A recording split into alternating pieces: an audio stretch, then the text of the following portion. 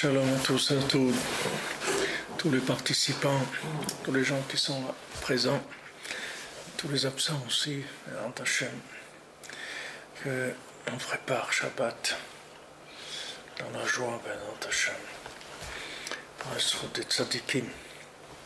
Est-ce qu'on est OK au niveau du son? Faites-moi signe si c'est bon, si vous entendez, si le son est OK.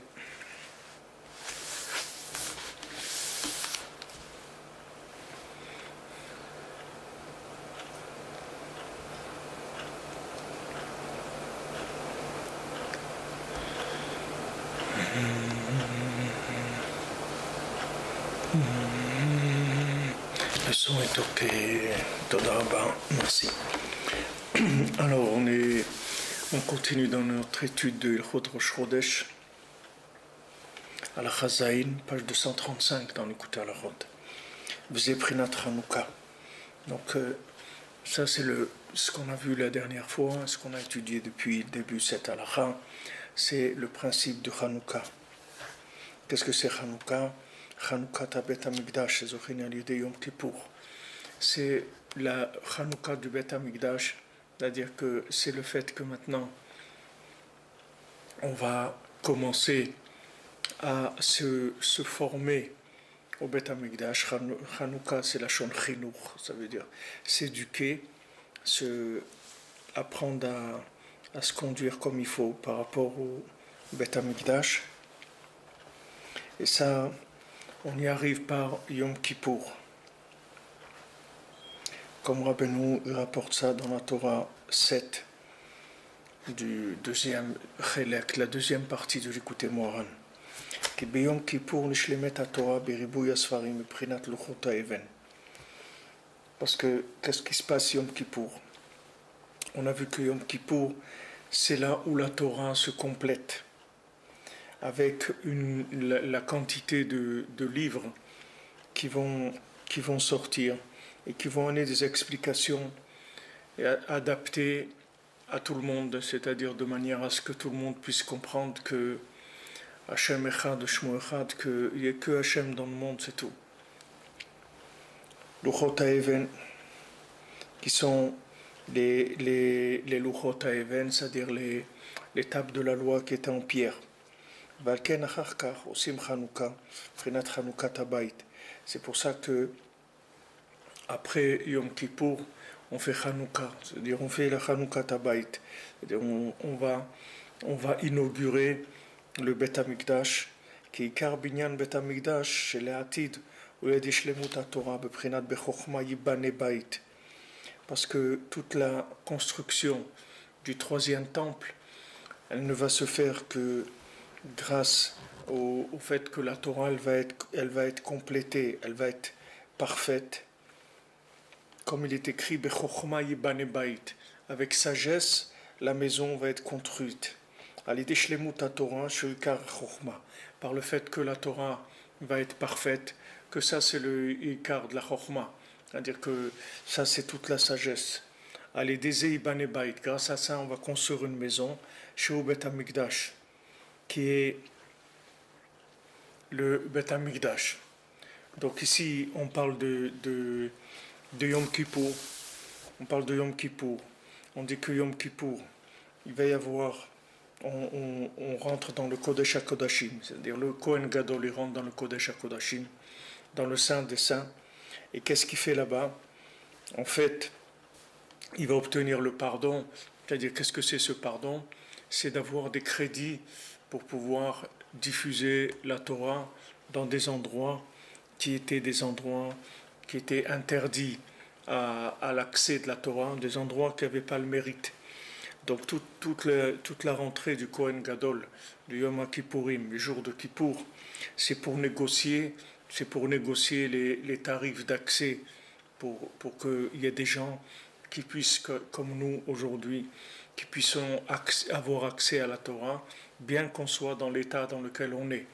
Donc ça a été obtenu par des négociations du tzaddik, c'est-à-dire Rabbi Nachman, il négocie en permanence les tarifs d'accès. Les droits d'accès, c'est son travail, il ne fait que ça jour et nuit, de négocier les tarifs en permanence, d'obtenir de la miséricorde jusqu'à obtenir une miséricorde totale, c'est-à-dire que l'accès soit ouvert absolument à tout le monde sans tenir compte de l'état dans lequel est l'individu, puisque si maintenant on exige de qui que ce soit quoi que ce soit, ça veut dire que la miséricorde n'est pas encore parfaite. La miséricorde sera parfaite quand la personne la plus éloignée, elle pourra avoir accès par la miséricorde d'Hachem. Donc maintenant, ça traduit par une perfection de la Torah, puisque la Torah, si elle n'est pas acceptée par tout le monde, elle n'a pas sa perfection. Sa perfection, c'est que les gens les plus éloignés, ils puissent comprendre que la Torah, c'est bien pour eux, que la Torah, c'est leur source de bonheur, que c'est ça la vie, que Hachem, il a donné la Torah, que ce soit 613 mitzvot ou 7 mitzvot bnei Noach. Hachem, il a donné la Torah pour le bien de l'humanité. Hachem, il a créé le monde pour le bien. Le monde, c'est pas été créé pour, c'est pas une torture. La vie, c'est pas une torture, c'est pas de la souffrance. C'est le monde, ce monde-là, c'est un monde où on doit trouver un contact avec Hachem pour arriver au bonheur, c'est-à-dire que arriver à la perfection de l'âme dans son contact avec l'infini et ainsi vivre heureux dans ce monde. On est là pour... Hachem, il a créé le monde pour notre bien, il ne faut jamais l'oublier. Hachem, il n'a pas bien qu'on voit Hachem Ishmor de la violence comme aujourd'hui à Barcelone, ces pauvres-là, que Hachem ait pitié de leur âme et qui donne la refoua, qui donne la guérison à tous ceux qui sont blessés. J'ai vu 13 morts sans blessés. C'est des catastrophes, c'est des choses terribles. Ce sont vraiment de la rigueur de façon terrible. Quand la rigueur, elle s'abat, c'est terrible. Et toute la rigueur, elle vient du fait que il y a une incompréhension, c'est-à-dire qu'il n'y a pas de langage adapté. C'est-à-dire qu'il y a des gens qui sont complètement à l'ouest de ce pourquoi ils sont venus sur Terre et ils n'arrivent pas à trouver un langage adapté à l'endroit dans lequel ils se trouvent. Si je suis un idiot, c'est pas de ma faute. Qu'est-ce que vous voulez que je fasse? Il n'y a personne qui m'a rendu intelligent, donc je suis resté un idiot, c'est tout. Comme je vous l'ai dit plusieurs fois, si on pouvait fréquenter aujourd'hui Rabbi Nachman ou le Baal Shem Tov ou Rabbi Shimon Bar Yochai, c'est sûr qu'on aurait été dans un autre état que dans ce qu'on est aujourd'hui. C'est sûr que si on vivait dans la yeshiva de Rabbi Shimon Bar Yochai, on ne serait pas en train de regarder des vidéos sur YouTube, où on ne serait pas en train de jouer avec des jeux d'idiots, des trucs, des mamaches, des choses qui sont de la médiocrité humaine, des choses terribles. Mais ça, c'est pas de notre faute. C'est pas de notre faute. C'est-à-dire que si maintenant, aujourd'hui, on se trouve là où on se trouve, c'est pas de notre faute, c'est Hachem qui nous fait descendre dans ces endroits-là. Et quand je dis que, souvent dans les cours, je dis que on est des neshamot, des poubelles, etc., il faut pas croire que nos neshamot, elles sont basses, au contraire. Nos neshamot, elles sont extrêmement hautes, extrêmement élevées. Nos âmes sont extrêmement élevées. C'est pour ça qu'elles peuvent descendre dans des endroits qui sont extrêmement bas. Comme vous prenez Rabbi Nathan, c'était une neshama extrêmement élevée. Et comme elle était tellement élevée, elle a pu descendre dans des endroits tellement bas et écrire des prières avec tellement de ressentir tellement une sensation d'éloignement d'Hachem comme il n'y a jamais eu dans le monde. Une souffrance comme il n'y a jamais eu dans le monde, une souffrance de l'éloignement d'Hachem. Ça vient de la grandeur de l'âme qui est capable de descendre plus bas. Plus quelqu'un a une âme qui est forte, plus il peut descendre bas. Et le but, c'est de descendre en bas et de toucher le fond, et là-bas, de crier vers Hachem et d'en sortir que par la miséricorde d'Hachem. De ne plus avoir de solution logique. Alors Hachem nous amène à des choses comme ça. ce système-là de tuer les gens, les écrasant comme ça, c'est des choses terribles, c'est de l'horreur. Maintenant, quand vous voyez les médias, les gouvernements, vous voyez que tout le monde est dépassé. Il n'y a personne qui a de solution à ça. Et soyons unis contre le terrorisme. C'est magnifique. Ce sont des formules magnifiques. Vous voyez, avant de déclarer que c'est un attentat, combien de préparations, de dire pour l'instant, il n'y a rien qui définit que c'est un attentat terroriste. Il paraît qu'il y a un mort alors qu'il y en avait déjà 13. Et ils essayent de cacher le plus possible l'horreur parce qu'ils ne peuvent pas supporter cette horreur. Ça vient complètement chambouler la logique. Complètement. Comment quelqu'un il va en vacances à Barcelone, il est sur la Ramblas, il se promène, etc.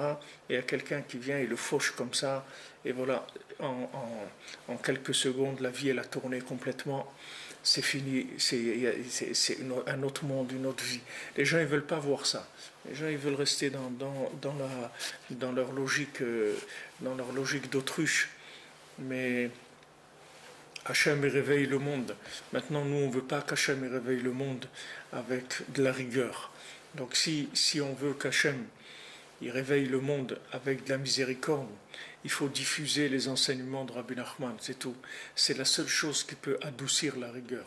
Parce que quelqu'un, si vous voulez qu'il comprenne quelque chose, il y a deux façons de comprendre.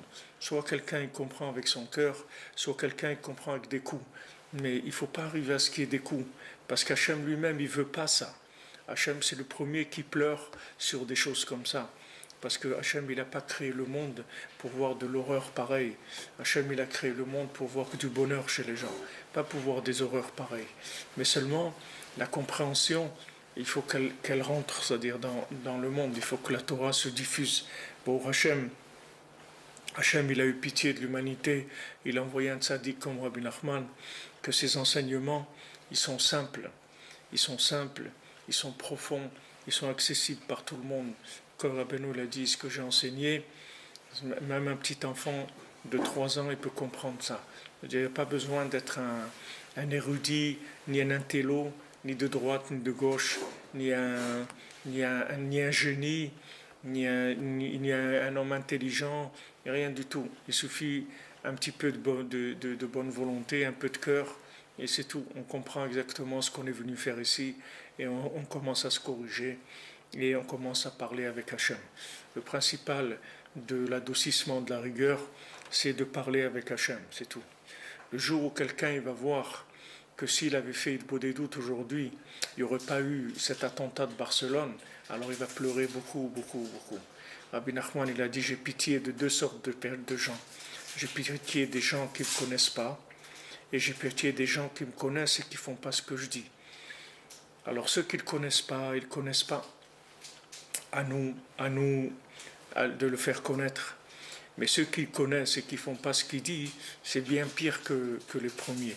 Parce qu'ils ont la solution entre leurs mains et ils ont la responsabilité de tout ce qui se passe dans l'humanité est entre leurs mains. Puisque Rabbi Nachman il dit, pourquoi vous laissez Hachem faire des décrets, parler avec lui, et quand vous parlerez avec lui, il ne fera pas de décret. Si on parle avec lui, tant qu'on parle avec Hachem, on le reconnaît. Alors maintenant, imaginez-vous dans le monde qu'il y a des milliers de gens qui parlent avec Hachem toute la journée. Bon, Hachem, 24 heures sur 24, il y a toujours le soleil quelque part, ou il y a toujours la lune quelque part, il y a toujours un moment où on peut parler avec Hachem. Si maintenant on parle avec Hachem, alors on adoucit la rigueur. Parce que du moment où on lui parle, ça veut dire qu'on le reconnaît. Et si on le reconnaît, ça annule toutes les rigueurs. Donc ça, on a besoin, c'est ça la shlemut de la Torah. La perfection de la Torah, c'est d'arriver à faire descendre l'enseignement dans les endroits les plus éloignés. Maintenant, les gens responsables, ce sont les gens qui ont la solution. Ce ne sont pas les gens qui sont perdus. Les gens, ils sont perdus. Qu'est-ce qu'ils peuvent faire? Ils sont perdus. Quelqu'un, il passe ses vacances à Barcelone, il est en train de se promener. Ok, alors qu'est-ce que tu veux qu'il fasse? Il travaille toute l'année, il a besoin de se reposer, de changer un peu les idées, et il veut kiffer un peu. Non, il a le droit. Qu'est-ce que tu veux lui faire? Pourquoi il doit se faire écraser? Et pourquoi il doit se faire écraser? Qu'est-ce qu'il a fait pour se faire écraser comme ça, en se promenant avec sa famille, ces trucs, des familles détruites, des orphelins, des veuves, des trucs, des catastrophes. C'est des plaies qui se ferment jamais, ça, c'est pas croire que c'est. Mais dans les informations, les dossiers se classent. Mais dans la vie, ils ne se classent pas. C'est des gens qui vont rester explosés toute leur vie. C'est pas. Pourquoi ça? Pourquoi ça? Pour une seule chose, c'est qu'on ne reconnaît pas Hachem, c'est tout. Alors maintenant, comme on ne le reconnaît pas, il y a de la rigueur. Mais pour adoucir cette rigueur, c'est pas difficile. Il suffit de parler avec lui, c'est tout. On ne demande pas maintenant de faire des jeûnes, de pas manger pendant 3 semaines ou de faire des choses, de se rouler dans la neige. Non, c'est très simple, il faut parler avec lui, c'est tout, tous les jours. Sachez que chaque fois que vous parlez avec Hachem, vous adoucissez la rigueur du monde. Vous sauvez des vies humaines, vous sauvez des foyers, vous sauvez des gens qui ne deviendraient pas des orphelins, vous sauvez le monde. Chaque fois que vous parlez avec Hachem, même si c'est 1 minute, vous sauvez des vies humaines. Alors quand que les gens ils vont se rendre compte de la responsabilité qu'ils ont par rapport à leur conscience, et là, ils vont vraiment pleurer, ils vont pleurer beaucoup. Parce qu'il y a des gens qui sont responsables, il y a des gens qui sont conscients, et il y a des gens qui sont inconscients. Les gens qui sont conscients et sont responsables, c'est-à-dire de diffuser la conscience dans le monde. Pourquoi Hitler et Marchemo voulaient tuer le peuple juif? Parce qu'il a dit, il a écrit dans Mein Kampf, il a dit, les juifs c'est la conscience du monde. Quand on voit un juif, on voit qu'il y a Hachem. On voit qu'il y a Hachem. Alors ça, il voulait l'enlever, parce qu'il ne voulait pas qu'on sache qu'il y a Hachem dans le monde. On voulait cacher qu'il y a un patron et que les choses, elles sont dirigées d'en haut et pas d'en bas. Donc la responsabilité, c'est d'appliquer, pour ceux qui savent, d'appliquer les conseils de Rabbi Nachman, c'est-à-dire comme ils peuvent, là où ils sont. Mais même si quelqu'un y parle avec Hachem 5 minutes par jour, c'est 5 minutes d'adoucissement de la rigueur sur le monde. Et 10 minutes, c'est 10 minutes. Et un quart d'heure, c'est un quart d'heure. Une demi-heure, c'est une demi-heure. Et le jour où il y aura assez de gens qui parleront avec Hachem pour adoucir la rigueur complètement, eh bien, ça sera la fin de la souffrance humaine, ça sera la délivrance de l'humanité, Bezat Hachem. La délivrance de l'humanité, elle est entre nos mains.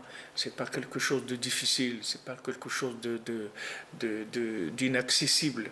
C'est quelque chose de très simple. Il faut reconnaître Hachem, c'est tout. Reconnaître, ça veut dire je lui parle.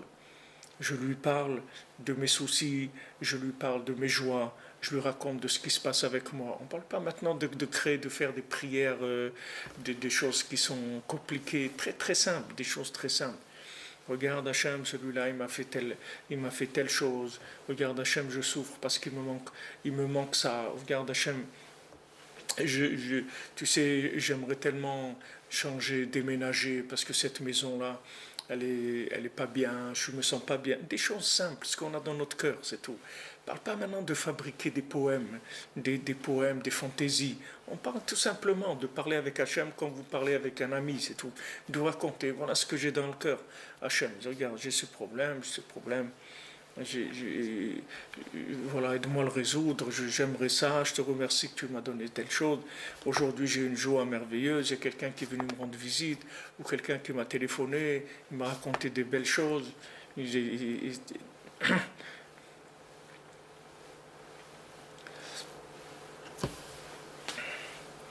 Voilà, c'est tout ce que Hachem lui demande, pas d'autre chose. Alors maintenant, les Luchot HaEvan, ces pierres-là, ces tables de la loi, elles doivent se diffuser. Quand maintenant cette Torah, elle arrive dans les endroits les plus éloignés, alors à ce moment-là, ça s'appelle Chanukah Habayit, c'est-à-dire on commence à inaugurer la maison. C'est-à-dire du moment où j'ai créé un contact avec Hachem, j'ai créé une maison, c'est-à-dire j'ai fait une place pour Hachem dans mon cœur. Donc je lui ai créé une maison. Après, cette place-là, quand elle sera assez développée, c'est-à-dire dans le cœur d'assez de gens, alors il y aura la construction du troisième temple. Et à ce moment-là, ce sera la révélation. Mais pour arriver à ça, il faut une diffusion de la Torah adaptée à la compréhension des gens de là où ils sont aujourd'hui. Pas parler d'une Torah qui est trop élevée, pas une Torah qui est trop dure, pas une Torah qui existe des choses que les gens ne comprennent pas, une Torah qui va permettre aux gens tout simplement de reconnaître Hachem dans la joie, de dire voilà, mais je reconnais que tout ce que j'ai dans ma vie, ça vient de toi Hachem, et je sais que c'est toi la seule solution à tous les problèmes qui peuvent exister. Alors ça adoucit la rigueur complètement. C'est quelque chose qui adoucit la rigueur. Maintenant, cette rigueur, elle se manifeste par des choses horribles comme il se passe, mais ça, c'est quand on arrive déjà à une étape où ça devient des décrets qui sont, qui sont mis en place par des forces intermédiaires qui sont les tribunaux d'en haut, et que les tribunaux d'en haut ils jugent, parce qu'ils sont là pour juger. Maintenant, Hachem, lui, ce qu'il veut, c'est que nous, on annule les jugements. Mais les jugements, ils ne peuvent pas s'annuler par en haut, ils peuvent s'annuler que par en bas. Les décrets, c'est pas d'en haut qu'on peut annuler. On ne peut pas négocier les décrets, parce qu'en haut, tout est vu avec rigueur. C'est d'en bas qu'on peut annuler les décrets. Tout celui qui est en bas, tout celui qui est en bas, il a le pouvoir de changer le monde. Tant qu'on est en bas, on peut changer le monde. En haut, c'est autre chose. Même le tzaddik, il ne peut pas changer le monde s'il n'a pas des élèves en bas. Toute la grandeur de Rabbi Nachman, c'est qu'il a mis en place un système en bas qui lui permet d'intervenir. C'est ça la grandeur de Rabbi Nachman. Les autres tzaddikim, ils sont partis, ils n'ont pas laissé de maintenance en bas. Ils n'ont pas laissé de service après-vente. Ils sont partis, et voilà, c'est tout. Et quand ils sont en haut, ils ne peuvent pas intervenir, parce que quand ils sont en haut, ils ne peuvent pas voir, ils ne peuvent pas sentir la douleur de quelqu'un qui est en bas. Parce qu'en haut, ils voient tout bien. Même si quelqu'un, Chazvé Shalom, il souffre, il voit que c'est pour son bien. Donc ça va, c'est pas... Mais Hachem, il veut pas ça. Hachem, il veut pas qu'on souffre pour notre bien. Hachem, il veut qu'on soit heureux pour notre bien, pas qu'on souffre pour notre bien. Hachem, il veut qu'on soit heureux, pas qu'on ait des douleurs. Que pas des gens écrasés comme ça dans la rue. C'est pas ça qu'Hachem, il veut. Hachem, il aime pas ça. Hachem, il a horreur de ça. Hachem, il souffre de ça. Hachem, il pleure de ça. Il veut pas ça. C'est pas ça la volonté d'Hachem. Seulement, si on laisse la rigueur d'en haut accuser, alors ça amène des horreurs. Mais maintenant, nous, en bas, on a la possibilité d'adoucir toutes les rigueurs. Alors, Baruch Hashem, il y a des tzadikim. Quand on vient chez le tzaddik, on vient chez Rabbi Nachman, chacun qui vient faire un tikkun haklali, prier, alors il permet à Rabbi Nachman de descendre dans le monde. Et quand Rabbi Nachman il descend dans le monde, le seul but qu'il a, c'est d'adoucir la rigueur, c'est tout. C'est d'aller faire du nettoyage, d'aller faire des prises de conscience dans des endroits les plus éloignés. Et chacun il est témoin, chacun il sait très bien, comme Rabbi Nachman il dit, tu sais très bien où j'ai été te chercher. Toi, tu sais très bien où tu étais, tu sais où j'ai été te chercher. C'est-à-dire, Rabbi Nachman, il descend, il va chercher les gens de plus en plus loin. Mais pour ça, il y a besoin d'intervention d'en bas. Parce que tout se décide par le bas, pas par le haut. C'est les gens d'en bas qui décident. Si on voit par exemple dans les discussions de halachot, des lois, on va d'après ce qui est décidé en bas, pas d'après ce qui est décidé en haut. Même si en haut ils décident des choses, on ne tient pas compte de ce qui est décidé en haut, on ne tient compte que ce qui est décidé en bas. Parce que le bas, c'est ça qui dirige le haut. C'est pas le contraire. Le haut ne dirige pas le bas. Le haut dirige le haut dirige le bas quand le bas il fait une place en haut. Mais sinon, le haut ne peut pas intervenir en bas. Parce que s'il intervient en bas, c'est de la destruction. Chaque fois qu'il y a eu d'intervention d'en haut, c'est de la destruction. Maintenant, quand il y a un éveil d'en bas, alors le haut il intervient avec la miséricorde. Mais sinon, c'est le déluge. Hachem il dit voilà, Maintenant, il raconte à Noach, il lui dit voilà, sache que maintenant, il y a Ketskol Basar Balefanaï, il y a la fin de toute chair qui vient devant moi. Alors il y a en haut des anges qui s'appellent la fin de toute chair. C'est-à-dire c'est des gens c'est des forces qui veulent annuler la vie, qui veulent détruire le monde. Et ça, c'est des forces accusatrices qui s'appellent Ketz Kol Basar. Rabbeinu dit c'est la fin de toute chair. Alors toutes ces accusations, après, elles s'habillent dans des gens qu'eux, ils vont faire le sale travail. Mais ce n'est pas les gens qu'il faut regarder. Ce n'est pas ces gens-là qui font le terrorisme. Ces gens-là, ce sont que des marionnettes. Ce n'est pas eux qui font. Ceux qui font, c'est les accusateurs qui sont en haut. Maintenant, Hachem, il dit à Noach, pourquoi il y a le déluge? Parce que tu ne pries pas, c'est tout.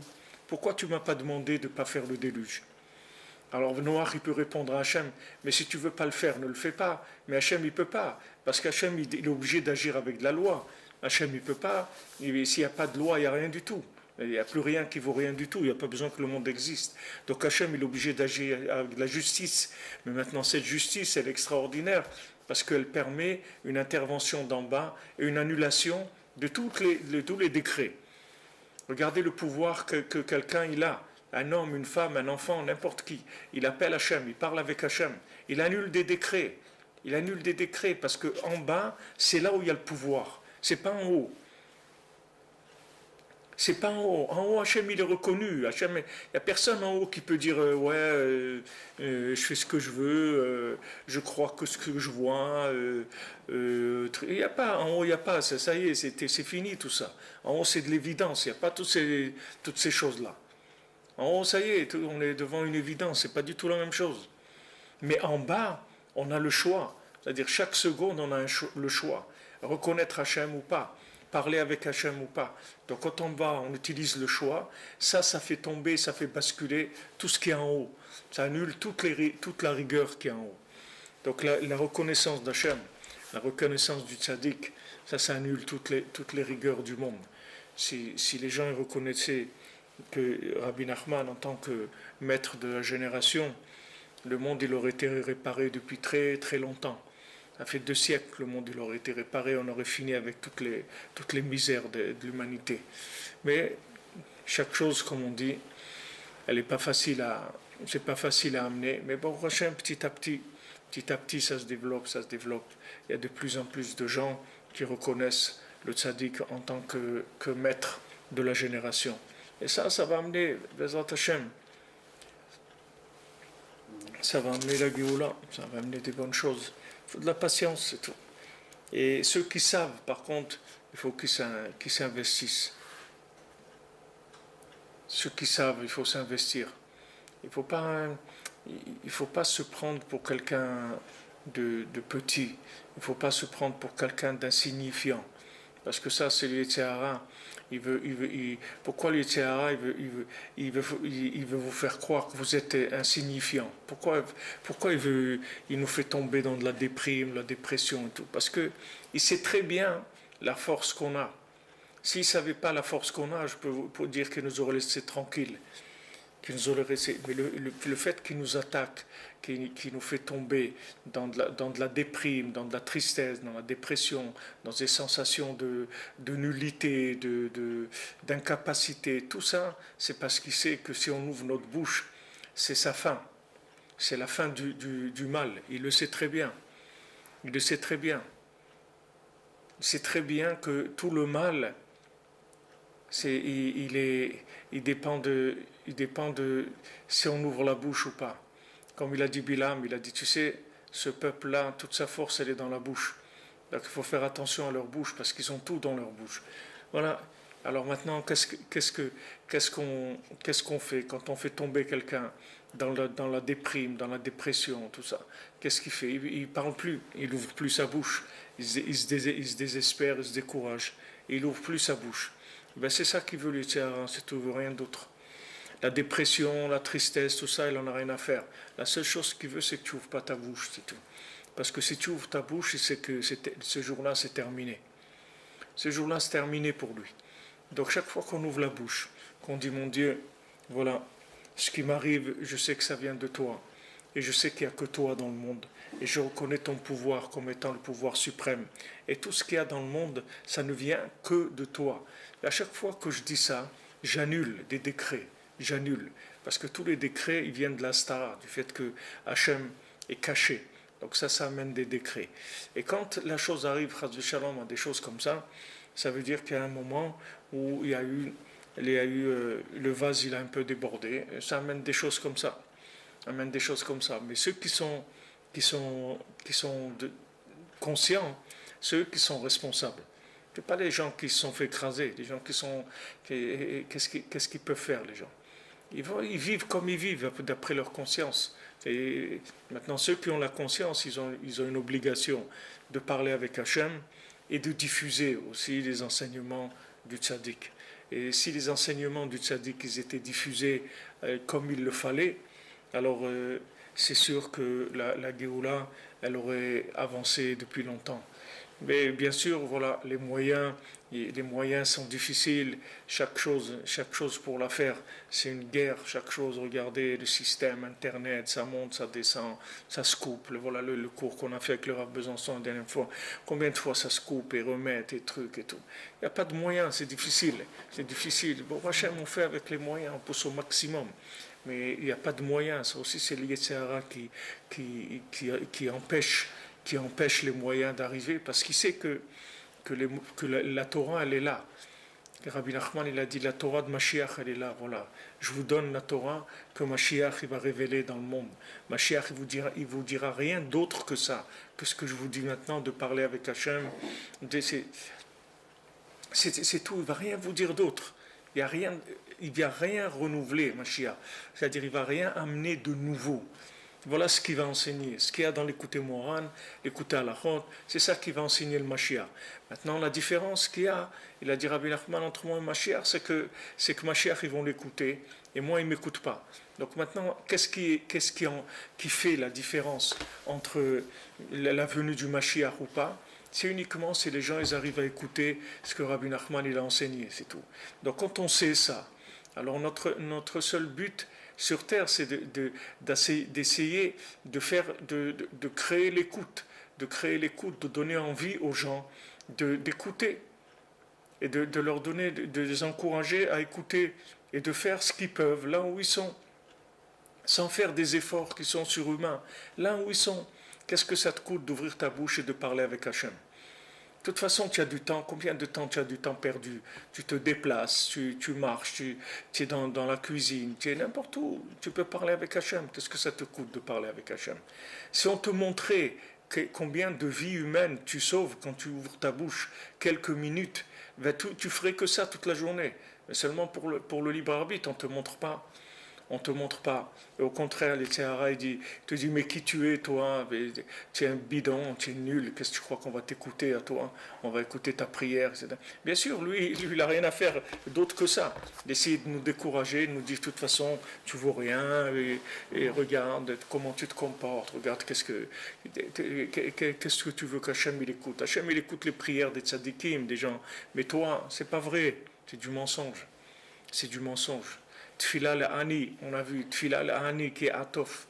Hachem, il aime la prière du pauvre. C'est la prière qu'Hachem, il aime le plus.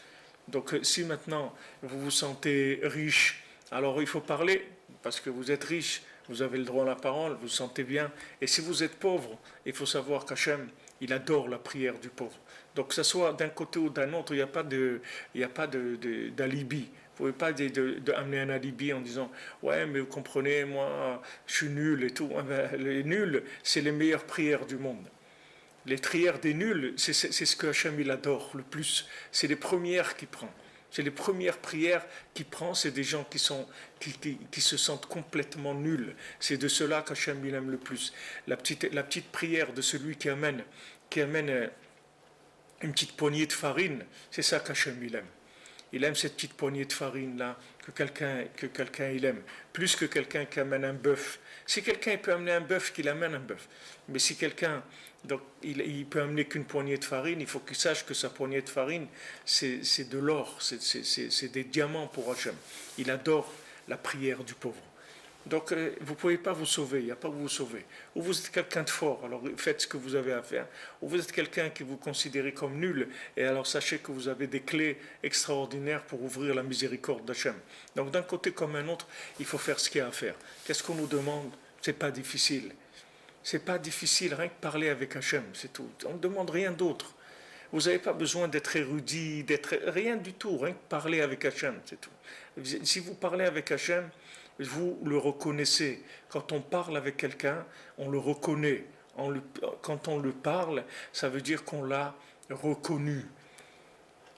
Du moment où vous parlez avec Dieu, ça veut dire que vous le reconnaissez en tant que roi suprême, que pouvoir suprême, c'est tout. Avec ça, vous adoucissez toute la rigueur du monde. Toute la rigueur du monde. Ça, c'est Rabbi Nachman qui le dit, c'est comme ça. Seulement, on ne voit pas. On ne voit pas. Mais si on a la émouna, alors petit à petit, on va voir. On va voir des choses. On va voir des choses extraordinaires avec la émouna. Petit à petit, ça s'ouvre et on a plus confiance en nous.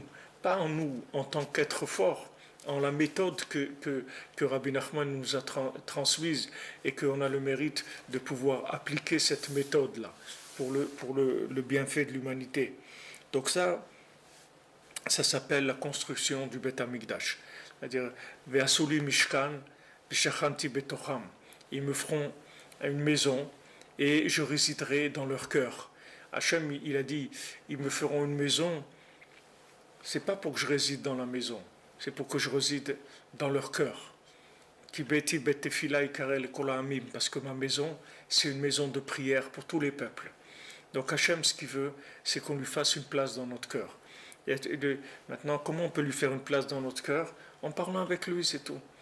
En parlant avec lui, on lui fait la place dans notre cœur. Rabbi Nachman, il a dit, quand les élèves ils demandaient, mais Rebbe, comment on va arriver? Il dit, tu as une bouche et tu as un cœur. Avec ça, ça suffit. Tu as tous les outils pour arriver à tout.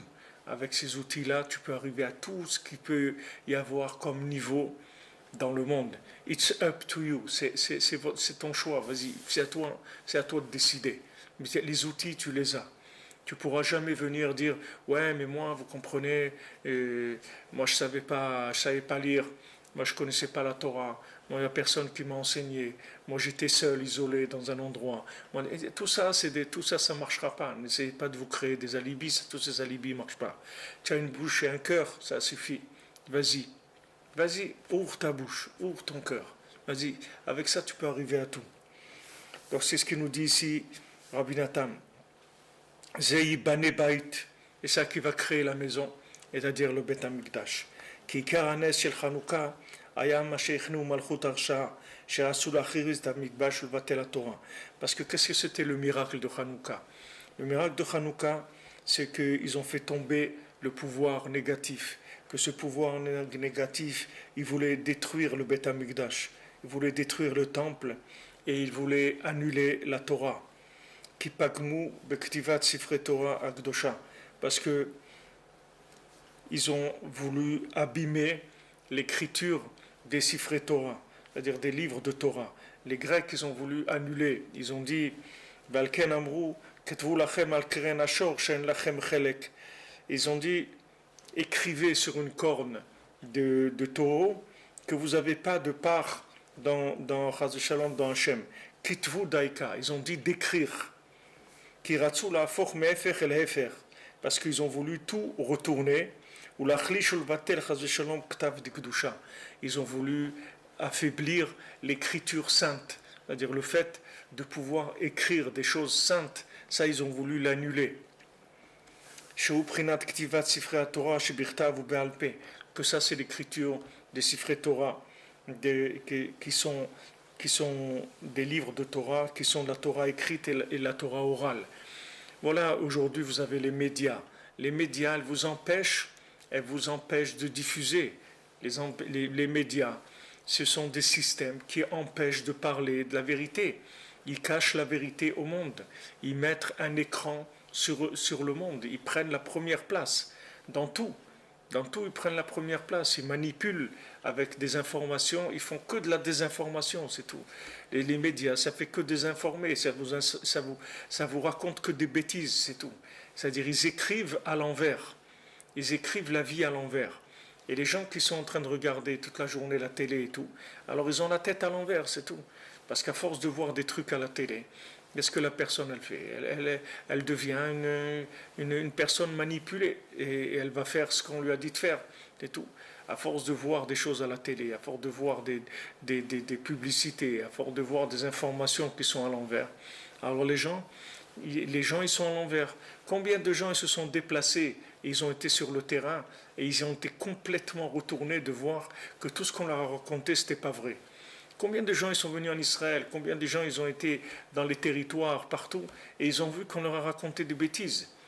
On leur a raconté des bêtises. Seulement, les gens qui sont les maîtres de la bêtise, c'est-à-dire les gens qui veulent cacher la royauté d'Hachem, c'est eux qui ont le pouvoir de diffusion. Parce que je vous garantis que si on avait les chaînes de télévision qui étaient à nous, c'est-à-dire qu'on pourrait diffuser dans le monde, on aurait sauvé déjà une grande partie de l'humanité, elle aurait déjà été sauvée.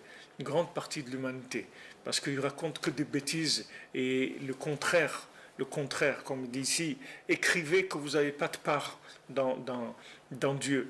Aujourd'hui, vous allez venir, et même s'ils vous invitent sur un plateau de télévision, ils vont vous ridiculiser si vous ayez parlé de quelque chose qui a un peu de profondeur, qui dépasse un peu la médiocrité humaine. Et alors tout de suite, ils vont se moquer de vous, ils vont tout vous tourner en dérision, etc. Parce que le pouvoir, il est donné aux forces qui sont des forces négatives. Et les forces négatives, la seule force qu'ils ont, c'est de cacher la vérité, c'est tout. Mais la vérité, elle est là.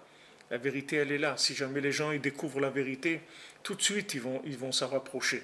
Seulement, les forces négatives, elles cachent la vérité. Elles vous disent des choses, ces choses-là, elles sont pas vraies. Ces choses-là, elles sont pas vraies, ils vous racontent des bêtises. Et Chas Shalom, ne vous découragez jamais. Jamais ne vous découragez. N'ai jamais dépensé de vous décourager. Toutes les médias, ils veulent essayer de vous décourager, de vous montrer des choses qui vont vous amener à vous ressentir nul, que votre vie est insignifiante, etc. Mais c'est pas vrai. Il n'y a aucune vie qui est insignifiante. La vie, ça a une valeur extraordinaire. Et l'homme, il a un pouvoir extraordinaire. N'importe quel homme, n'importe quelle femme, n'importe quel adolescent, n'importe quel enfant, il a un pouvoir extraordinaire.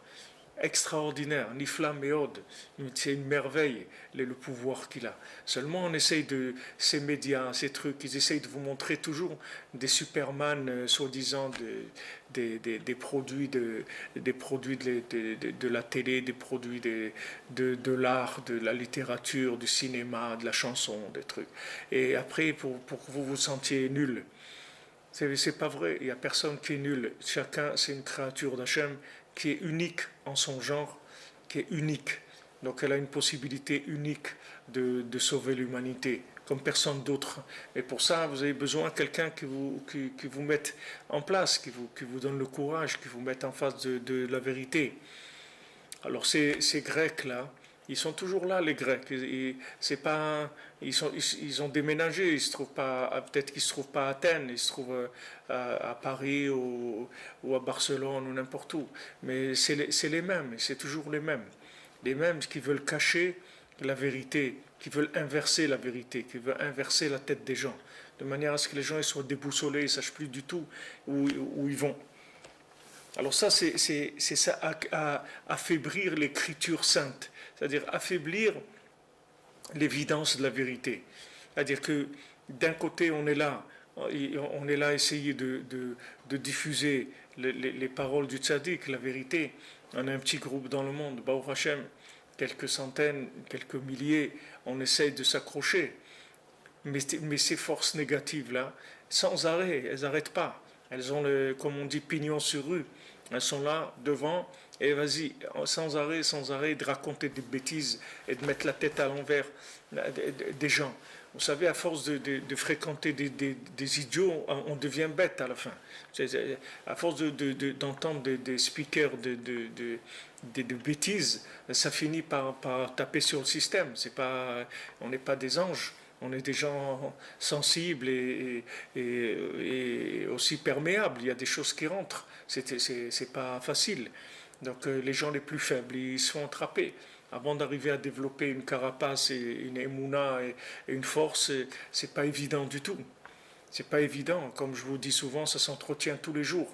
De la même manière que eux, ils balancent tous les jours leurs bêtises, nous, on doit balancer tous les jours ce qu'on a balancé. Il ne faut pas s'arrêter du tout. Parce que si on s'arrête, alors là, c'est fini. C'est la noyade. L'humanité, elle coule. Donc ça, c'est la Torah orale et la Torah écrite. C'est-à-dire, ils essayent d'annuler ces choses-là. Ou la Akbir Aefer Ktav de Sitra Chara. Ils essayent de renforcer le contraire, c'est-à-dire l'écriture de Sitra Chara, l'écriture négative. Prinat Kitvu Lachem, Shen Lachem Chelek. Écrivez que vous n'avez pas de part. Écrivez que vous êtes des idiots, écrivez que vous êtes des nuls. Il faut écrire ça. Écrivez que vous ne croyez pas, etc. שזהו בחינת כתיבת ספרי חוכמי יוון, שמעין כל חוכמות החיצוניות שנקראים בדבריו תנוזל חוכמות יוונית. Ça, c'est tous les écritures de la Grèce, tous les écrits du latin et tous ces écrits-là qui viennent de ce que les sages ils appellent Chochmot Yevanit, c'est-à-dire les sagesses grecques, c'est-à-dire comme on dit, la littérature grecque. Cette littérature-là, elle a été faite en diamétralement opposée à la Torah. Shem Kenegad Torah de Hagdosha, le Rabbi Nathan dit, c'est opposé à la Sainte Torah, Vaikar Keneged Torah Sheba'alpe, et surtout contre la Torah orale. Bien sûr, la Torah écrite, ils ne vont pas tellement embêter parce que de toute façon, on ne peut pas en faire grand-chose. Mais la Torah orale, qui sont les explications qui vont arriver chez chacun pour l'aider à s'en sortir, ça, ils vont attaquer tout ce qu'ils peuvent. C'est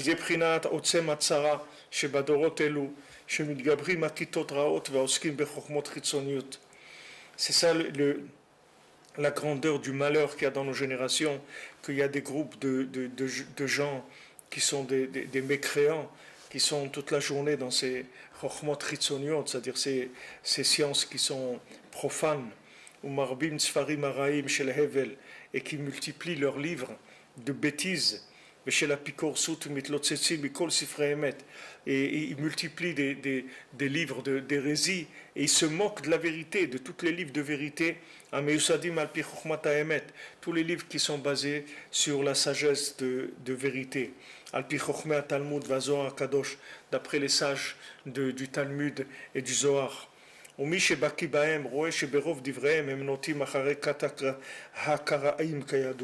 celui qui connaît un peu, il va voir que la plupart d'entre eux, ils vont vers les Karaïtes, c'est-à-dire ils vont dans ce sens-là, c'est-à-dire des Karaïtes. Les Karaïtes, ça veut dire le mot Karaïm, les Karaïtes, bon en français quand vous dites Karaïte, ça veut pas, ça indique pas ce que ça veut dire.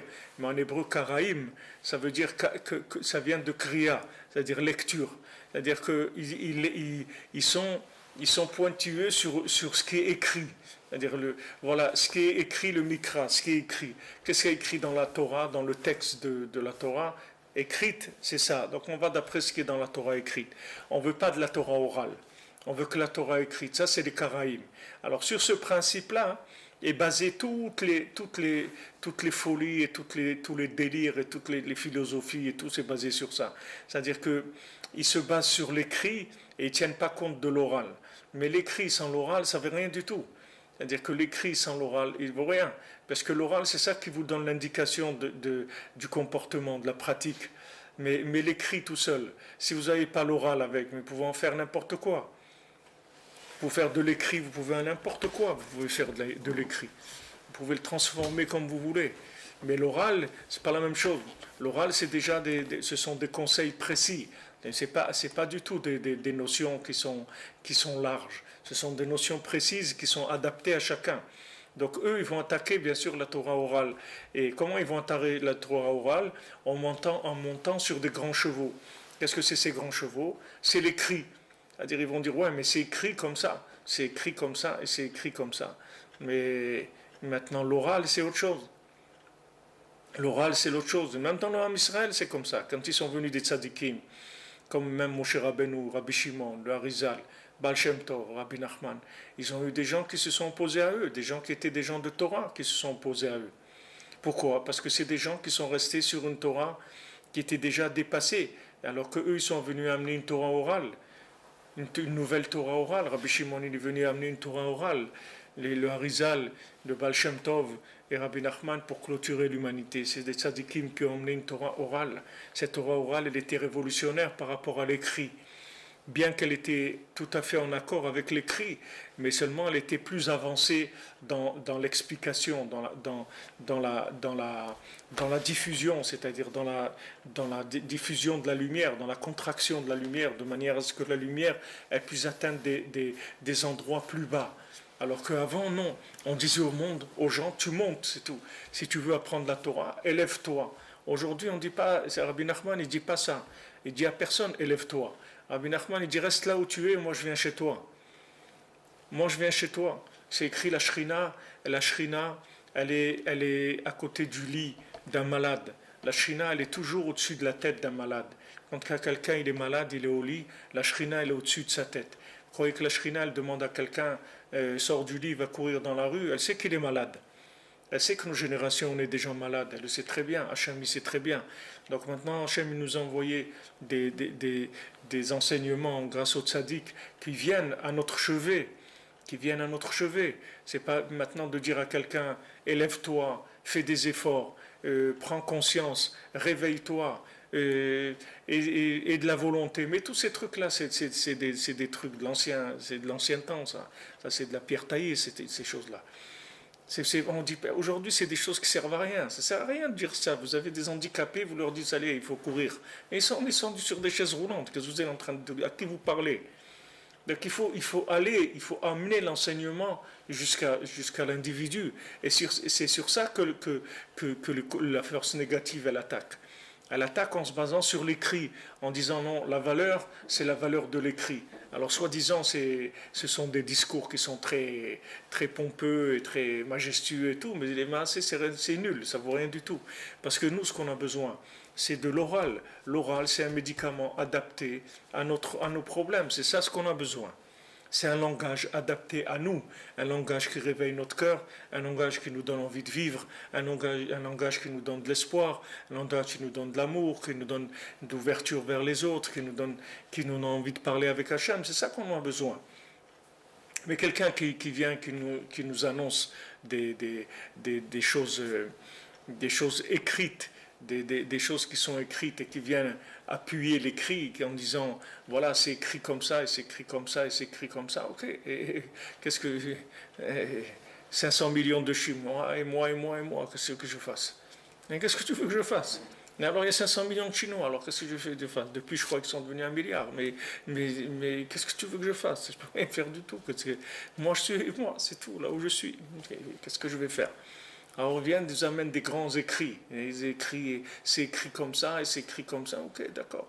Mais moi, voilà, moi j'ai de la bonne volonté, moi je veux bien. Mais viens me chercher, c'est tout.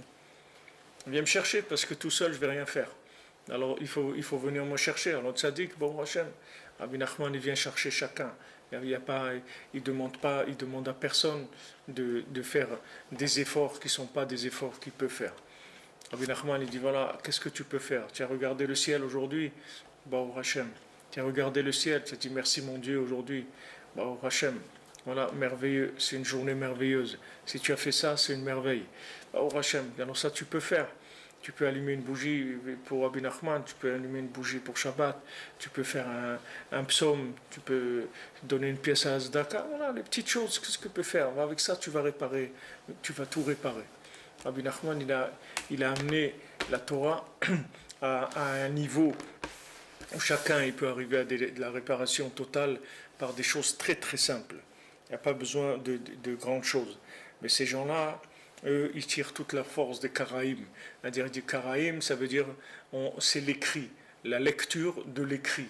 Voilà, c'est ça la Torah. Qu'est-ce qu'il y a écrit dans la Bible? Il y a ça, bon alors c'est ça. Mais la Bible, elle est indigeste. La Bible, il faut la cuisiner. C'est comme du manger. vous amenez du manger, ok, il faut le cuisiner. C'est comme ça, il est immangeable. Des pommes de terre, c'est immangeable. La viande crue, c'est immangeable. Poisson cru, c'est immangeable. Ça veut dire qu'il faut cuisiner les choses. La Torah orale, elle cuisine la chose. C'est-à-dire, elle la met, elle l'adapte au niveau auquel vous êtes.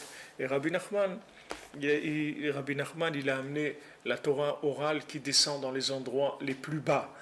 Donc cette Torah orale, elle a fait ses preuves. Et cette Torah orale, elle est garantie. La seule chose on doit faire, c'est juste la mettre, la servir au monde, c'est tout. La présenter au monde, que chacun il sache que ça existe, que chacun, le moment venu, pourra faire le bon choix dans sa vie. Et tout. Il y a des fois des gens, ils ne sont pas encore prêts. C'est pas grave. C'est pas grave. Maintenant, ils ne sont pas prêts. Et ça reviendra dans quelques semaines, dans quelques mois, dans quelques années. C'est pas grave. Mais de toute façon, autre chose, il n'y a pas. C'est les derniers menus qu'il y a pour l'humanité. Il n'y aura pas d'autres menus, ça ne va pas changer de menu. Le menu, c'est celui-là, il n'y en aura pas d'autre. Donc, on sert la table et on la resserre tous les jours, jusqu'à que les gens ils mangent, ils soient d'accord de manger et se rendent compte combien ils ont besoin de ça. Et surtout qu'ils sentent que c'est leur langage, que c'est quelque chose qui s'adresse à eux et qui les encourage et qui a qu'un seul but, c'est de les rendre heureux, c'est tout. על כן עיקר המשכת הנס והישועה של חנוכה בכל דור הוא על ידי קדושת ראש השנה ויום כיפור. C'est pour ça que tout le miracle et toute la délivrance de Hanouka qu'il y a dans chaque génération, c'est grâce à la sainteté de Rosh Hashanah, de Yom Kippour. Alors vous voyez, on est toujours dans le lien, c'est-à-dire le lien entre Rosh Hashanah, Yom Kippour et Hanouka qui est la construction de la maison.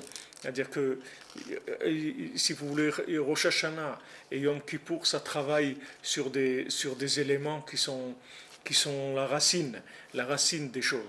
Mais la révélation du travail qui a été fait à Rosh Hashanah et Yom Kippour, c'est dans Hanouka qu'on va le voir.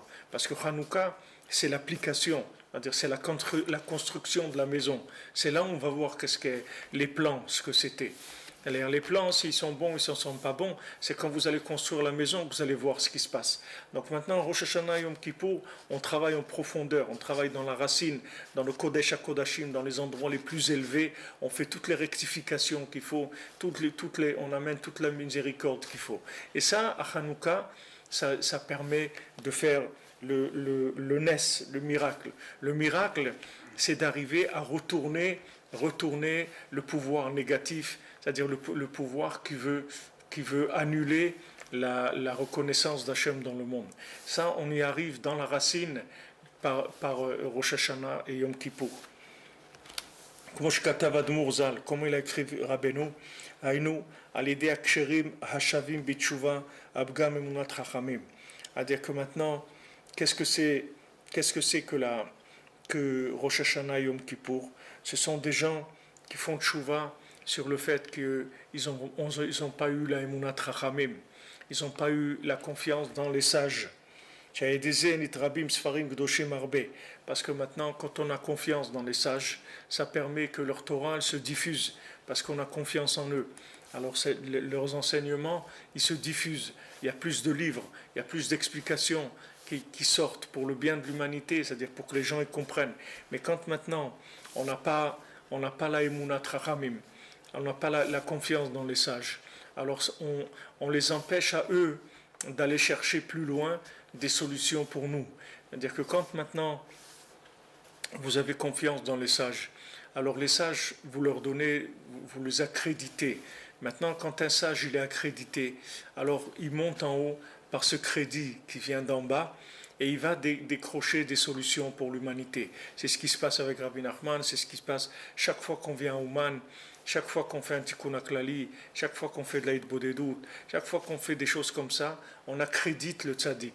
C'est le tzaddik qui prend ses crédits, il monte, et avec ça il décroche de la miséricorde. Cette miséricorde elle se traduit en enseignement facilité, enseignement plus clair, plus simplifié, plus adapté aux besoins de la génération. Donc maintenant, tout le tikkun de Yom Kippour, de Rosh Hashanah, il se fait par la tchouva des gens qui reviennent sur le fait qu'ils n'ont pas assez eu confiance dans Rabbi Nachman. Maintenant, cette confiance-là, elle a pas de limite. C'est-à-dire que la émouna dans le tzaddik, elle n'a pas de limite. C'est quelque chose que même si quelqu'un croit qu'il a la émouna, il faut qu'il sache que la émouna, dans qui c'est Rabbi Nachman, et il peut y aller avant d'arriver. Il peut, comme on dit, it's a long way, it's a very, very long way. Je ne croyais pas qu'on y arrive comme ça. Et même si quelqu'un il dit, Rabbi Nachman, c'est lui le maître de la génération, c'est le tzaddik, le truc, Yesod Olam, tout ça c'est des paroles. Mais maintenant, quelle est sa conscience? Dans quoi il est conscient de qu'est-ce que le tzaddik il peut faire dans le monde?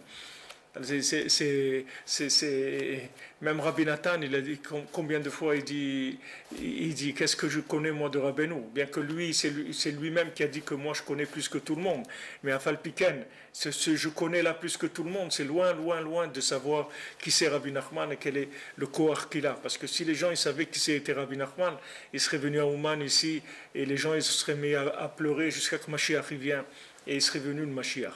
Si les gens ils savaient qui c'est Rabbi Nachman, le kohar qu'il a, il aurait accrédité plus, parce que Rabbi Nachman a dit chaque voyage de chacun à Ouman, ça rapproche la Géoula, ça rapproche la délivrance, ça rapproche le Mashiach. Normalement, il faut avoir confiance. C'est sur quoi on fait tchouva, sur ça. Sur qu'on n'a pas assez confiance, c'est sur ça qu'on fait tchouva. C'est ça le quart de la tchouva. Le quart de tchouva, c'est pas que j'ai fait des bêtises. Le quart de la tchouva, c'est pourquoi je fais des bêtises. Pourquoi tu fais des bêtises?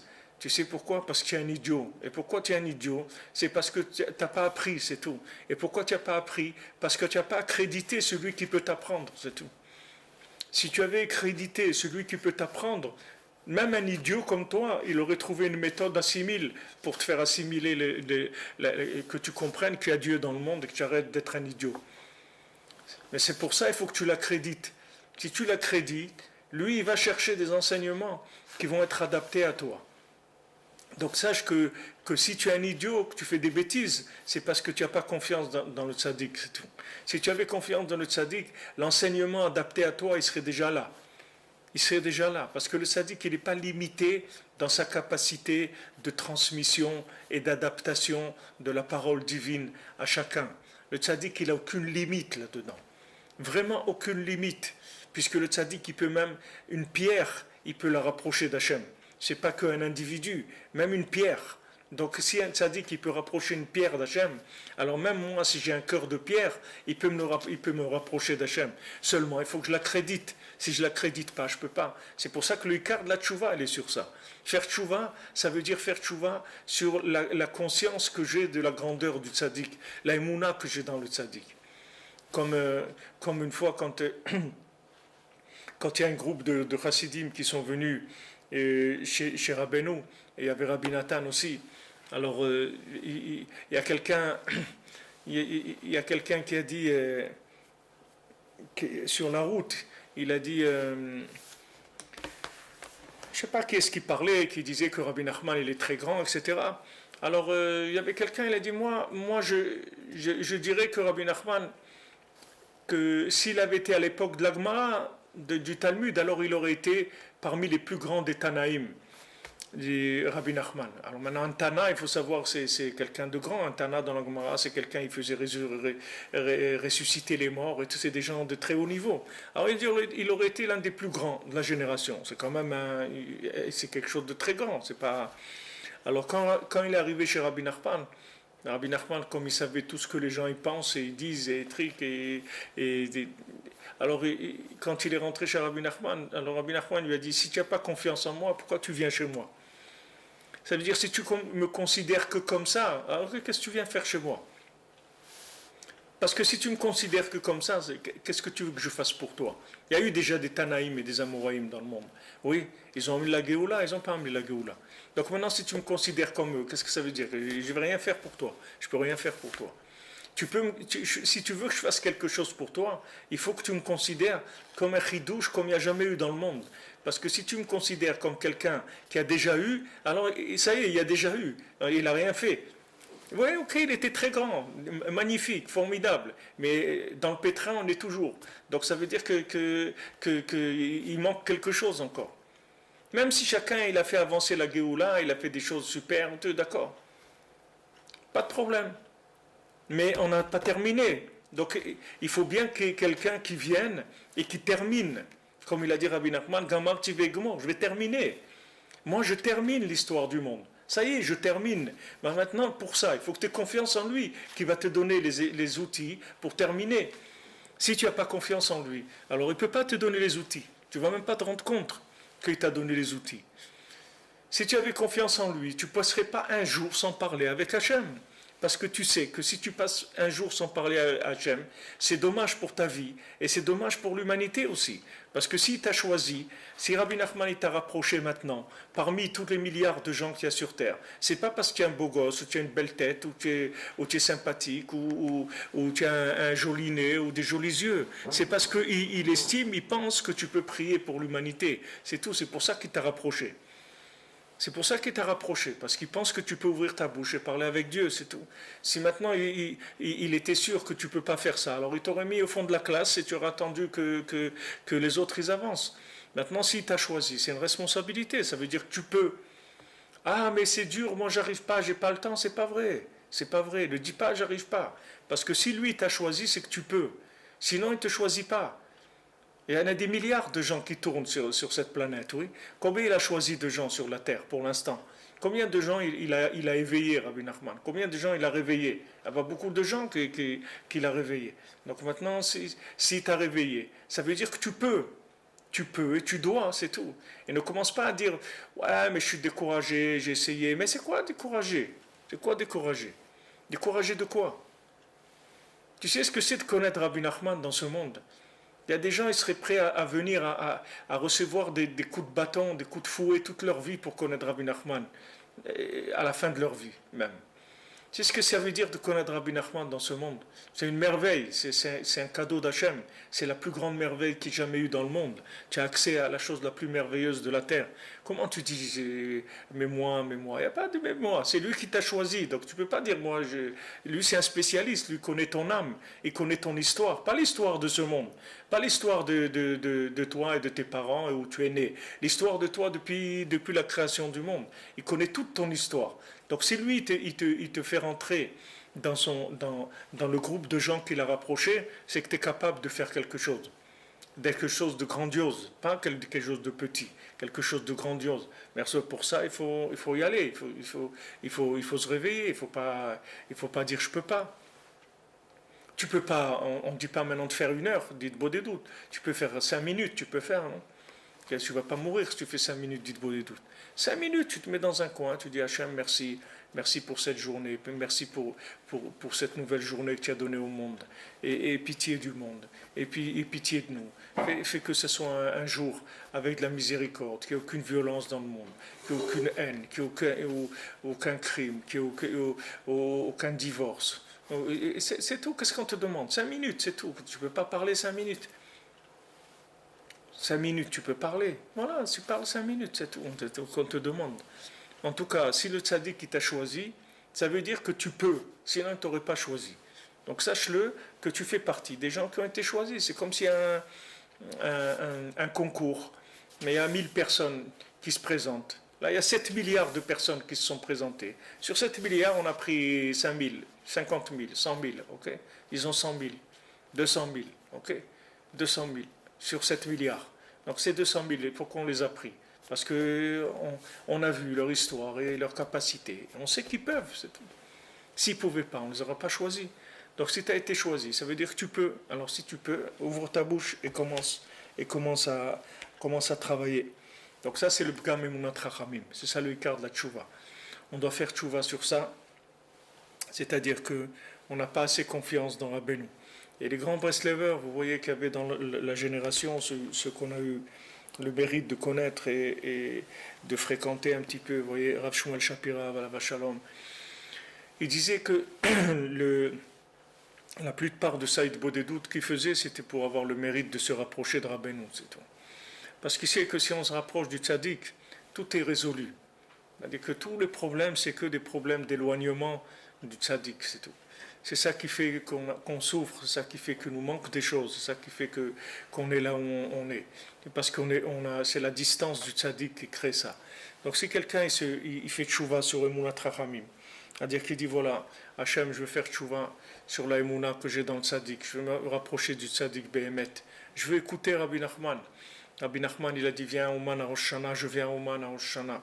C'est tout, il n'y a pas de discussion, il n'y a pas ceci, il n'y a pas là, ou il n'y a pas ma belle-mère, elle a préparé la loubia, ou il n'y a pas, il n'y a rien, il n'y a rien. Je viens à Ouman à Rosh Hashanah, c'est tout. Parce que le Rebbe, il a dit, il faut venir à Ouman à Rosh Hashanah, c'est tout, il n'y a pas à discuter sur ça. Il n'y a pas, j'ai pas d'argent, ou j'ai pas le temps, ou j'ai pas, ou ma femme elle a accouché, ou elle va accoucher, ou il y a la brit mila de mon fils, ou il y a la bar mitzvah de mon neveu, ou il y a l'anniversaire de ma belle-mère, et tout ça, il n'y a pas, il n'y a pas. C'est quelqu'un, Rabbi Nachman, il dit, tu viens au Man à Rosh Hashanah, tu viens, c'est tout. Tu viens au Man à Rosh Hashanah. Rosh Hashanah, c'est le plus grand secret que Rabbi Nachman il a. Il a dit, mon Rosh Hashanah, c'est la chose la plus grande qui ait jamais existé. On ne peut pas imaginer qu'est-ce que c'est Rosh Hashanah. On ne peut pas imaginer qu'est-ce que c'est Rosh Hashanah. Et Béhémet, je voulais commencer à faire des cours, Kachem de l'Koar, Béhémet, je voulais commencer à faire un autre cours tous les jours d'ici, de maintenant jusqu'à Rosh Hashanah, qui parle que de Rosh Hashanah. C'est-à-dire rien que tous les jours de faire un cours sur Rosh Hashanah, à part le cours habituel de la Torah 51. Alors, faire des cours sur Rosh Hashanah, un cours tous les jours pour encourager les gens à venir, pour leur montrer quelle est la valeur de Rosh Hashanah, pour essayer d'éveiller. Rabbi Nachman a dit il faut faire un cruise, c'est-à-dire il faut faire un appel dans le monde. Venez à Ouman, à Rosh Hashanah. Il faut diffuser, il faut faire ça. Alors, Bezat Hashem, peut-être que Blineder, à partir de dimanche, on commencera une étude spéciale que sur Rosh Hashanah.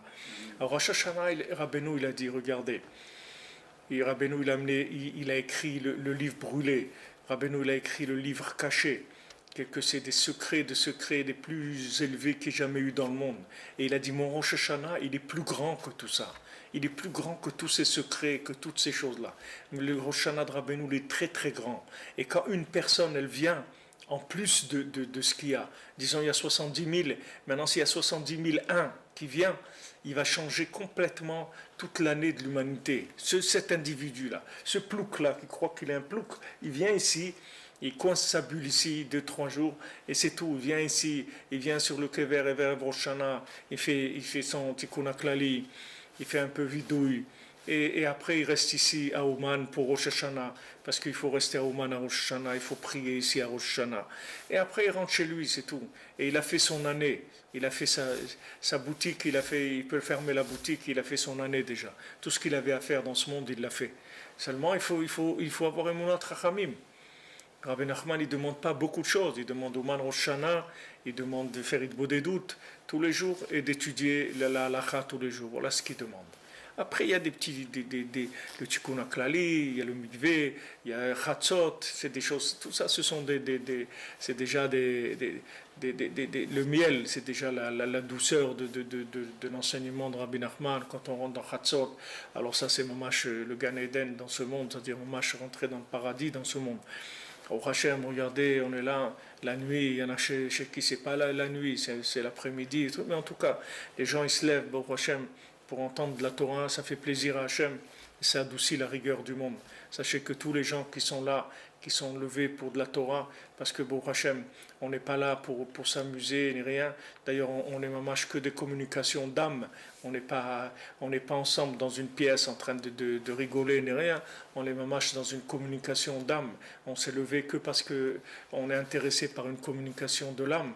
Alors ça, c'est sûr que ça adoucit la rigueur dans le monde de façon extraordinaire. Donc les conseils que Rabbi Nachman il donne, ce sont des choses très grandes. Rabbi Nachman il dit qu'après 120 ans qu'on on va se coucher chacun dans notre trou, et il dit tu vas voir qu'est-ce que tu aurais pu faire si tu m'avais écouté. Tu vas voir qu'est-ce que toi comme tu es là, tu vas voir qu'est-ce que tu aurais pu faire dans le monde si tu m'avais écouté. Et tous les élèves, c'est comme ça. Même Rabbi Nathan, Rabbeinu, il devait toujours le renforcer et tout, parce qu'il n'imaginait pas qui il était, c'est-à-dire quelles possibilités il avait. Pas parce que lui, de lui-même, il était quelqu'un. C'est parce que Rabbi Nachman, il peut faire de lui quelque chose, un chidouche, quelque chose d'extraordinaire. Quelqu'un d'extraordinaire. Il a dit, Rabbi Nachman à Rabbi Nathan, il dit, tu vas voir, tu vas écrire des choses merveilleuses sur mes enseignements et tout. C'est pas parce que tu es quelqu'un de grand, c'est parce que je veux que ça soit comme ça, c'est tout. Si Rabbi Nachman, il veut veut que quelqu'un, il soit quelqu'un, il va arriver à être quelqu'un. Parce que Rabbi Nachman, s'il décide que quelqu'un, il va arriver à quelque chose, c'est sûr qu'il va arriver. Seulement, il faut Emunat Chachamim. Il faut cette Emouna, cette confiance dans le maître. De toute façon, je vous dis, franchement, qu'est-ce que vous avez à perdre dans ce monde? Qu'est-ce que quelqu'un il a gagné à perdre? Qui est-ce qui va écouter? Il va écouter la femme de Macron. Qui est-ce qui va écouter? Madame Macron, il va écouter. Qui est-ce qui va écouter dans ce monde? Et Trump, qui est-ce qui va écouter? Il y a quelqu'un qui peut faire quelque chose pour vous dans ce monde. Il n'y a personne qui peut rien faire pour vous. Vous allez tourner en rond, mais vous allez voir, personne ne peut rien faire pour vous dans ce monde. Mais Rabbi Nachman, il s'est engagé. Il s'est engagé à nous sauver.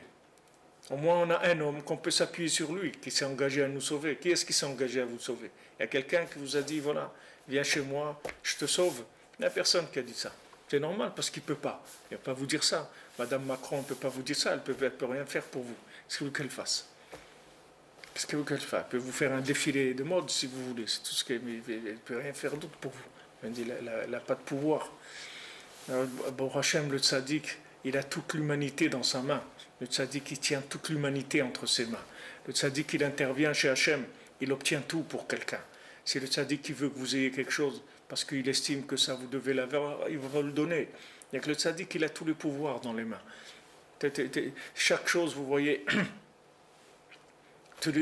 chaque chose, vous voyez, Moshe Rabbeinu, il obtient tout, tout ce qu'il y a à obtenir pour l'homme Israël. Il fait pardonner les fautes, il fait tout, il peut obtenir Moshe Rabbeinu. Il n'y a aucun problème. Le tzaddik, il n'est pas limité. Seulement, il faut lui donner la main, il faut lui donner il faut passer le relais, il faut lui donner notre vie, c'est tout. Il faut lui mettre notre vie entre ses mains. Maintenant, qu'est-ce que vous allez en faire de votre vie? De toute façon, qu'est-ce que vous en faites? Entre les mains de qui vous allez mettre votre vie? Donc, vous avez une garantie, quelqu'un qui vous garantit le présent, le futur, l'avenir, l'éternité. Rabbi Nachman, il dit, chaque mot que je dis, c'est pour maintenant, pour après, pour la résurrection des morts et pour après la résurrection des morts. Chaque chose que Rabbi Nachman dit, ça va aller au fond de l'éternité. Il n'y a rien que Rabbi Nachman dit que c'est des petites choses momentanées. C'est tout, ça va à l'éternité. Tout ça va dans les endroits les plus éloignés qui peuvent exister dans le temps. Donc c'est qu'une question de confiance. Mais regardez, réfléchissez, que chacun réfléchisse en quoi il a investi sa vie, dans quoi il a investi sa vie. Maintenant, vous avez quelqu'un qui vous donne des garanties comme ça et qui a un enseignement qui est tellement merveilleux que vous pouvez lui faire confiance et vous appuyer sur lui. Rabbi Nachman, il a dit, avec moi, personne n'a jamais perdu. C'est-à-dire qu'avec moi, tout le monde a gagné. C'est ça ce que ça veut dire. Rabbi Nachman, il garantit que tout celui qui est avec lui, il a toujours gagné. Qu'est-ce que ça vous coûte? Vous prenez un billet d'avion, venez à Ouman. Qu'est-ce que ça vous coûte? Qu'est-ce que ça vous coûte? Ça coûte quoi? Par rapport à ce que ça coûtait avant, d'abord, ça coûte beaucoup moins cher aujourd'hui. Et même si vous payez votre lit et votre truc, et que ça coûte, qu'est-ce que ça coûte? Vous avez fait votre année, vous avez fait votre devoir par rapport à l'humanité. Vous pouvez être tranquille. Vous rentrez chez vous, vous êtes fiers, vous êtes tranquille. Vous avez fait ce que vous avez à faire pour toute l'humanité. Pour vous, votre famille, mais toute l'humanité entière. Vous faites partie des gens qui ont écouté le maître de la génération et vous êtes quitte. Vous ne devez rien à personne. Vous avez fait votre boulot.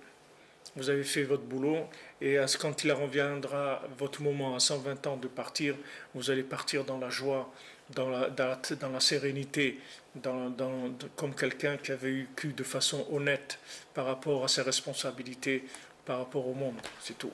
Il a fait ce qu'il avait à faire dans le monde. Ça dépend tout de la Emunat Chachamim, c'est tout.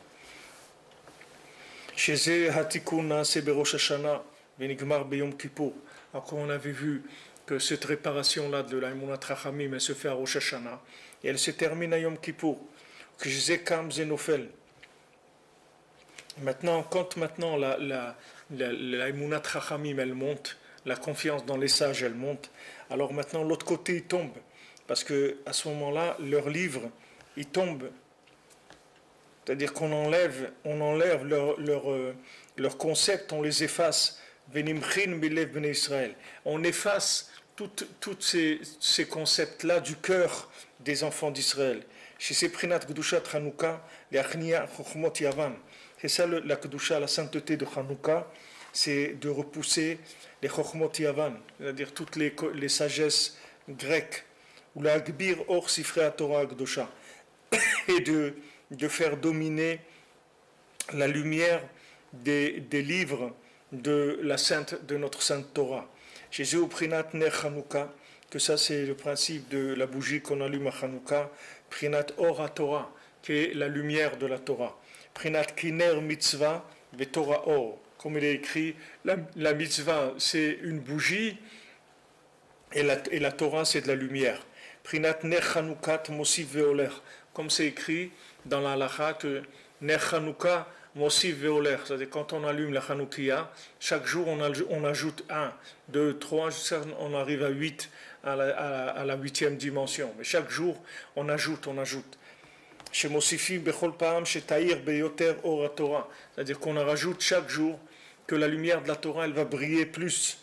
Al-Yedei Ribouy Asfarim Akdoshim, par le fait qu'il y a une multitude de livres saints, Shehem Ikar Shlemut Torah, que c'est eux qui vont parfaire la Torah. C'est-à-dire que ces livres-là, ce sont tout le temps des formules adaptées, des langages adaptés, de plus en plus adaptés à la génération.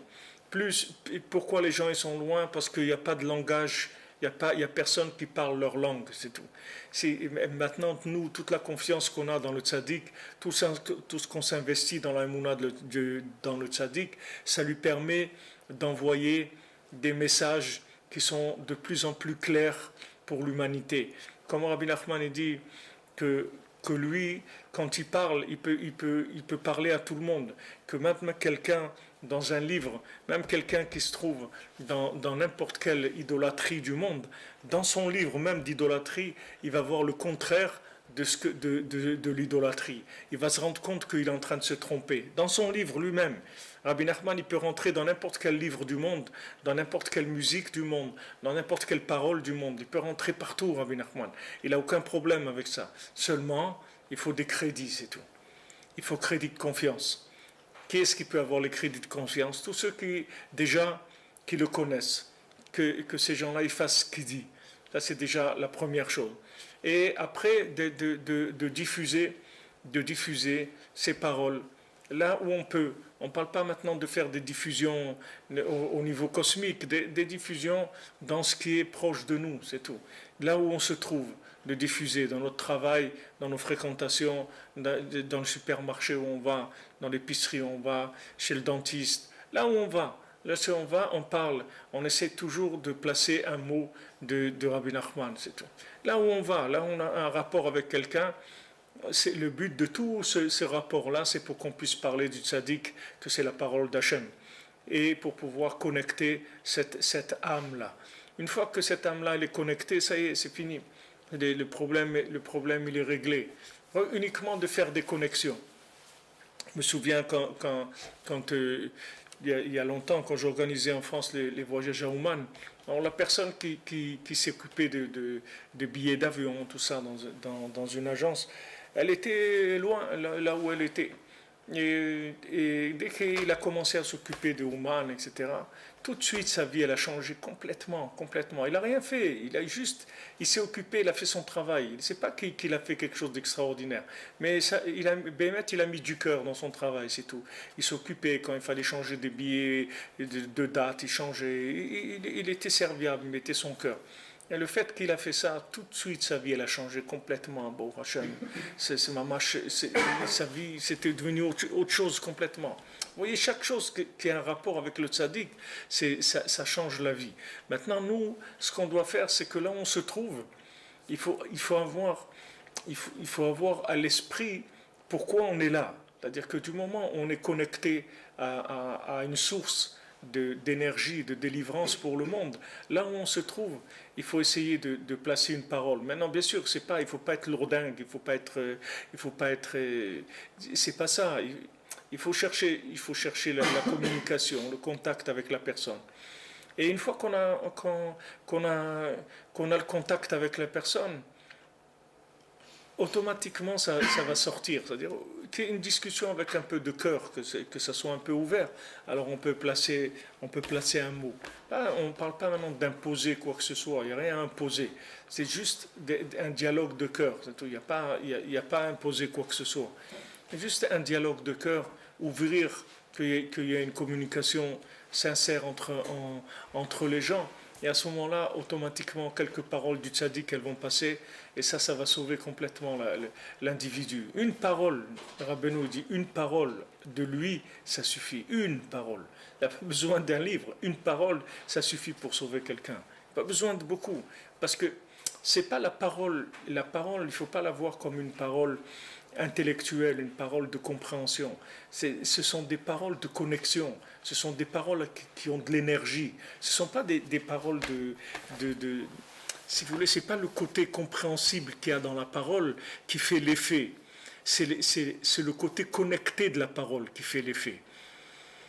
C'est que cette parole-là, c'est pas une parole que vous avez entendue, quelqu'un qui a dit quelque chose, oui, c'est intéressant, etc. C'est pas ça.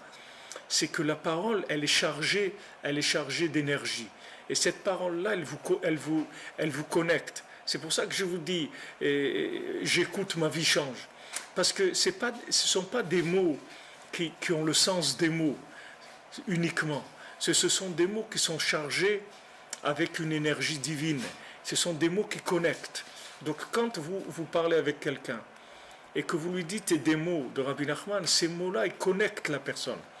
Après, la personne, sa vie, elle va changer tout seul. De là, il va être amené, il va faire une rencontre, quelque chose. Ça y est, il est rentré dans un processus de connexion, vous voyez, qui va faire que sa vie va changer. C'est extrêmement puissant. Les enseignements de Rabbi Nachman, ils sont extrêmement puissants et ils sont simples. Ils sont très simples, c'est très simple. Il y a pas de, c'est pas compliqué. C'est pas quelque chose qui agit au niveau intellectuel, qui a besoin d'être un génie pour comprendre ça. C'est des choses qui se comprennent très facilement, mais surtout, ce qu'il faut que vous sachiez, c'est que c'est chargé en énergie. Donc, c'est pas une parole comme si vous lisez un bouquin de quelqu'un qui a qui a réfléchi sur des théories, etc., et qui a écrit un livre. C'est pas ça du tout. Ça, les paroles de Rabbi Nachman, c'est des paroles qui viennent d'endroits qui sont extrêmement élevés, qui sont avant la création, avant la Torah, avant tout. C'est-à-dire, c'est des endroits qui sont extrêmement élevés. Ces paroles viennent de ces endroits très très élevés. Et ils ont la capacité de descendre dans les endroits les plus bas et d'irriguer ces endroits en présence divine. C'est ça la grandeur des paroles du tzaddik. Donc, quand maintenant vous avez entendu quelque chose de Rabbi Nachman, vous savez quelque chose, alors vous allez avoir envie de le transmettre, parce que ce sont des choses qui donnent envie d'en parler, de le transmettre aux autres. Et à qui vous avez la responsabilité de les transmettre? À votre entourage, c'est tout. C'est pas que vous êtes obligé de faire de la diffusion internationale. Si vous pouvez, ashrechem. Mais en tout cas, de là où on est déjà, chacun il peut arriver à communiquer à son entourage des paroles qui vont les sauver. Et d'un autre côté, il faut faire les conseils de Rabbi Nachman, d'Aïd Bodedout, et maintenant Rosh Hashanah, il approche, que toutes les épouses et que toutes les mamans, elles encouragent leurs maris et leurs enfants à venir, et que surtout elles leur fassent aucune difficulté, qu'elles encouragent, qu'elles les félicitent, qu'elles les bénissent pour qu'ils viennent à Ouman, à Rosh Hashanah, avec tout ce qu'elles peuvent faire pour que leurs maris et leurs enfants y viennent. Elles ont un mérite extraordinaire, une bracha de Rabbi Nachman, une bénédiction extraordinaire. Et ceux maintenant qui sont dans l'impossibilité de venir, alors comme je vous le dis chaque année, ils ont la possibilité de participer. Il y a des gens qui veulent venir et qui n'ont pas les moyens. Donc s'il y a des gens qui veulent aider des gens à venir, alors ils peuvent le faire par notre intermédiaire. Et aussi cette année, on va faire un grand endroit de 800 places, on va donner à manger aux gens gratuitement. C'est pas un endroit pour les francophones spécialement, c'est ouvert à tout le monde. Donc il va y avoir pendant une semaine du manger gratuit qui va être distribué à tous les gens qui vont venir. Il y a des gens qui viennent ici qui ont tout juste de quoi payer le billet, après ils n'ont plus rien du tout, ils dorment n'importe où et ils peuvent pas même pas payer même les endroits qui sont pas chers pour manger, ils ont pas, il y a des gens qui ont rien. Donc on fait un grand chapiteau comme ça avec 800 places assises où il y aura du manger qui va être servi. Ça aussi c'est une grande participation au Rosh Hashanah de Rabbeinu. Donc nous, voilà, ce qu'on fait, c'est essayer de partager, comme maintenant c'est à la mode, on partage, on partage. Donc partagez le gâteau avec les autres, ne gardez pas pour vous tout seul, c'est tout. Bezrat Hashem, Shabbat Shalom, et que des bonnes nouvelles. On se retrouve, Bezrat Hashem, dimanche. Et Blinéder, je vais essayer dimanche de voir à quel moment je peux commencer à faire un cours sur Rosh Hashanah pour essayer d'en parler avec les paroles du tzaddik et avec ça, d'essayer que ça fasse l'effet le meilleur effet possible sur le monde. Be'atzlacha, et que Hachem envoie toutes les bénédictions par le mérite de Rabbi Nachman. Et c'est sûr que cette Torah diffusée dans les profondeurs de la nuit, elle est très puissante. Et tous ceux qui participent, c'est sûr que ça leur donne une grande énergie dans leur âme. Et en même temps, ça montre à Hachem comment on l'aime, qu'on est capable de laisser notre sommeil, de nous réveiller dans la nuit pour parler de lui, parler du tzaddik, parler d'Hachem. Et que ça, Bezat Hachem, ça adoucisse toute la rigueur du monde, qu'il n'y ait plus jamais de souffrance dans le monde, qu'on n'entende que des bonnes nouvelles pour tout le monde, Bezat Hachem. Aslacha et Shabbat Shalom.